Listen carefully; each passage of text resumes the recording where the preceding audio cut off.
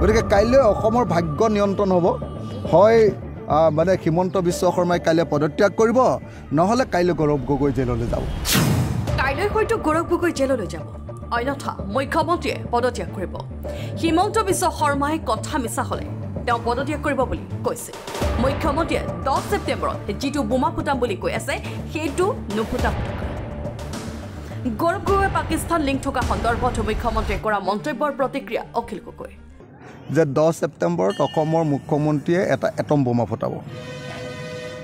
আৰু সেই এটম বোমাত গোটেই অসম কঁপি যাব ভূমিকম্প হ'ব এই বুলি তেওঁ কৈছিলে নহয়নে নহয় আৰু তেখেতে কৈছিলে যে তেখেতৰ কথা যদি মিছা হয় তেখেতে পদত্যাগ কৰিব মুখ্যমন্ত্ৰীয়ে পদত্যাগ কৰিব গতিকে কাইলৈ দুটা ঘটনা ঘটিব বুলি ৰৈ আছোঁ হয় কাইলৈ গৌৰৱ গগৈ জেললৈ যাব হয় কাইলৈ গৌৰৱ গগৈক ধৰি বান্ধি তেওঁ যে ইমান পাকিস্তানৰ এজেণ্ট বুলি কাইলৈ প্ৰমাণিত হ'ব আৰু নহ'লে কাইলৈ অসমৰ মুখ্যমন্ত্ৰীয়ে পদত্যাগ কৰিব এই দুটাৰ ভিতৰত কাইলৈ এটাটো হ'বই লাগিব কাৰণ মুখ্যমন্ত্ৰীয়ে নিজৰ মুখেৰে কৈছিলে কথাটো হয়নে নহয় এতিয়া আমি সেইকাৰণে মুখ্যমন্ত্ৰীয়ে বহুতবাৰ কৈছিলে নে নাই কমেও 100 বাৰমান কৈছে হয়নে নহয় কওক গতিকে যদি এজন মুখ্যমন্ত্ৰীয়ে দেককৈ মিছা কথা কয় যে তেওঁৰ ওচৰত যিটো বোমা আছে সেইটো এটম বোমা নহয় সেইটো ফাকা ফটকা যদি ফাকা ফটকা হয় তেতিয়াহ'লেতো মুখ্যমন্ত্ৰী একদম মিছলীয়া বুলি কাইলৈ প্ৰমাণিত হ'ব আৰু যদি কাইলৈ মুখ্যমন্ত্ৰীয়ে প্ৰমাণ কৰি দিব পাৰে তেতিয়াহ'লেতো কাইলৈৰ পৰা আৰু অসমত গৌৰৱ গগৈ নাথাকিব আৰু পাকিস্তানৰ লগত সম্পৰ্ক ৰাখিলে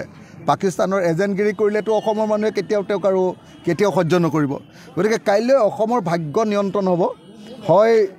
মানে হিমন্ত বিশ্ব শৰ্মাই কাইলৈ পদত্যাগ কৰিব নহ'লে কাইলৈ গৌৰৱ গগৈ জেললৈ যাব ৰৈ আছোঁ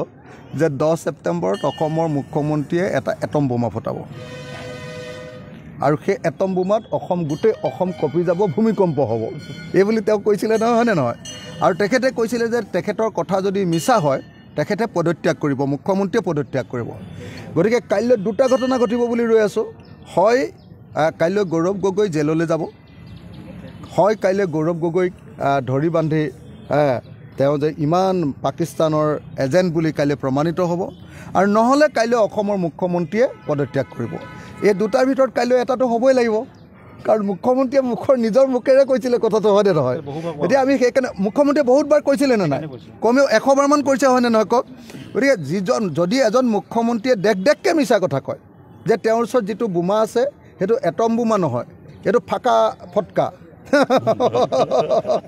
যদি ফাকা ফটকা হয় তেতিয়াহ'লেতো মুখ্যমন্ত্ৰী একদম মিছলীয়া বুলি কাইলৈ প্ৰমাণিত হ'ব আৰু যদি কাইলৈ মুখ্যমন্ত্ৰীয়ে প্ৰমাণ কৰি দিব পাৰে তেতিয়াহ'লেতো কাইলৈৰ পৰা আৰু অসমত গৌৰৱ গগৈ নাথাকিব আৰু পাকিস্তানৰ লগত সম্পৰ্ক ৰাখিলে পাকিস্তানৰ এজেণ্টগিৰি কৰিলেতো অসমৰ মানুহে কেতিয়াও সহ্য নকৰিব গতিকে কাইলৈ অসমৰ ভাগ্য নিয়ন্ত্ৰণ হ'ব হয় মানে হিমন্ত বিশ্ব শৰ্মাই কাইলৈ পদত্যাগ কৰিব নহ'লে কাইলৈ গৌৰৱ গগৈ জেললৈ যাব ব্যুৰ ৰিপৰ্ট এণ্ড 24 আছাম